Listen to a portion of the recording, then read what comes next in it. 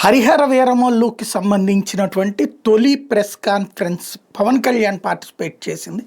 Team తర్వాత press కాన్ఫరెన్స్లు ఇంకా పెడుతుంది అనుకుంటా. పవన్ కళ్యాణ్ స్పష్టంగా వివరంగా ఓ రకంగా ఒక బహిరంగ సభలాగానే సాగింది ప్రెస్ కాన్ఫరెన్స్. చాలా పర్ఫెక్ట్గా జరిగిందంతా ఎక్స్ప్లెయిన్ చేసుకొచ్చారు. అందులో ప్రధానంగా వైసీపీ వాళ్ళు ట్రోల్ చేస్తున్నటువంటి పాయింట్ ఏంటంటే, రోజు పొద్దున పూట్ల హెలికాప్టర్లో వెళ్ళి విమానంలో వెళ్ళి సినిమా షూటింగ్లు చేసుకుని ఒక చోట టీ తాగుతున్నాడు, ఒక చోట భోజనాలు చేస్తున్నాడు, ఇట్లా ప్రచారం చేసుకొచ్చారు.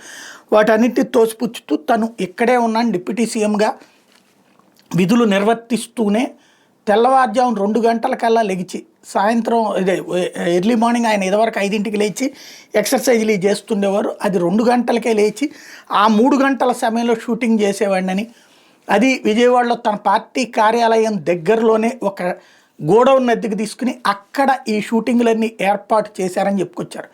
అట్లాగే కోహినూర్ వజ్రం దేశం దాటి ఎలా పోయింది అన్నటువంటి కథే ఇది అన్నటువంటి విషయాన్ని, దానికి సంబంధించినటువంటి మూలాన్ని ప్రొజెక్ట్ చేశారు. ఈ మధ్యన కొంతమంది అదేదో తెలంగాణకు సంబంధించినటువంటి ఒక స్టోరీ, అక్కడ ఉన్నటువంటి పాత స్టోరీ అని చెప్తున్నటువంటి సందర్భంలో అది కోహినూర్ వజ్రానికి సంబంధించినటువంటిదే అన్నటువంటి పాయింట్ని ప్రధానంగా చెప్పుకొచ్చారు. అదే సందర్భంలో ప్రతి ఒక్క సినిమాలతో, అంటే సాధారణంగా ఆయన ఎప్పుడు మాట్లాడినా రాజకీయాలు మాట్లాడడం, దానివల్ల ఇష్యూ డైవర్ట్ అయిపోతుంది. అంటే ఆయన ఏదైనా ఫంక్షన్కి గెస్ట్గా పిలిచినప్పుడు అక్కడ రాజకీయ స్టేట్మెంట్లు ఇవ్వడం, లైక్ ఇదివరకు అతని పేరేంటి సాయిధరం తేజీ సినిమా షూటింగ్ సందర్భంగా మాట్లాడినటువంటి, కానీ ప్రతి సినిమా సందర్భంగా రిలీజ్ ఫంక్షన్స్ అప్పుడు తను అక్కడ ఏదో ఒక పొలిటికల్ స్టేట్మెంట్ ఇవ్వడం, చివరికి ఆ సినిమా ప్రమోషన్ పక్కకి వెళ్ళిపోయి ఆ అంశం మీద వైసీపీ వాళ్ళ విమర్శలు, ఇదంతా రాజకీయ కోణంలోకి వెళ్తుండేది. ఇది అట్లా చాలా జాగ్రత్తగా ఎలాంటి రాజకీయ స్టేట్మెంట్లు ఇవ్వకుండా చాలా బాధ్యతాయుతంగా మాట్లాడారు. సినిమాకి చాలా కష్టపడ్డారు, ప్రతి టెక్నీషియన్ కూడా పర్ఫెక్ట్ కష్టపడ్డారు.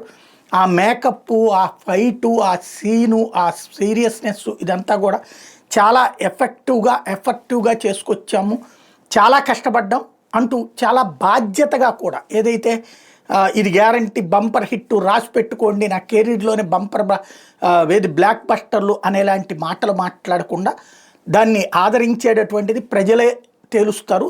మా కష్టానికి సంబంధించినటువంటిది వాళ్ళని అలరించగలుగుతామో లేదో ప్రజలే తేలుస్తారు అన్నటువంటిది ఒక బాధ్యతాయుతమైనటువంటి స్టేట్మెంట్ ఇచ్చారు. అంత సీనియర్ మోస్ట్ నటుడు కూడా హుందాగా మాట్లాడడం అన్నది ఇక్కడ గుర్తుపెట్టుకోవాల్సిన అంశం.